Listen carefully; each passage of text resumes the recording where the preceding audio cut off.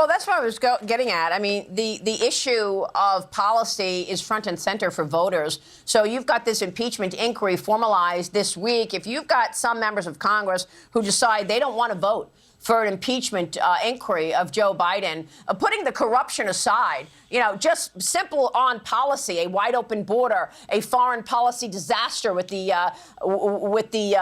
exit from Afghanistan, botched exit, and of course the policy on economics that you're talking about. Do you think those Congress people will see voters get upset and move to replace them, primary them?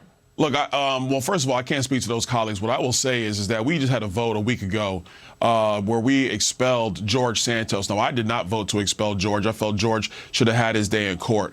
But if you're going to take a vote to expel George Santos based upon the Ethics Committee report, then you should easily be able to vote for an impeachment inquiry based upon the investigation that's been brought forward by the Oversight Committee, the Judiciary Committee, and the Ways and Means Committee. Because with all due respect, with everything that happened with George, and the accusations are not good, but that pales in comparison to the accusations that have been leveled and the evidence that has come underneath those accusations against the Biden family. So I would urge all of my colleagues to vote for that impeachment inquiry this week. Well, you mentioned George Santos. I just want to be clear here. George Santos, we think, lied, and he's out. Is Bob Menendez still in the Senate?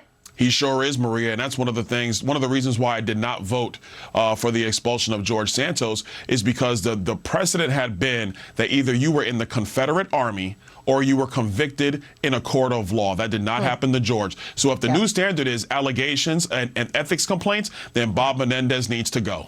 Yeah. All right. We will leave it there. Congressman, we'll be watching your work. Thanks very much.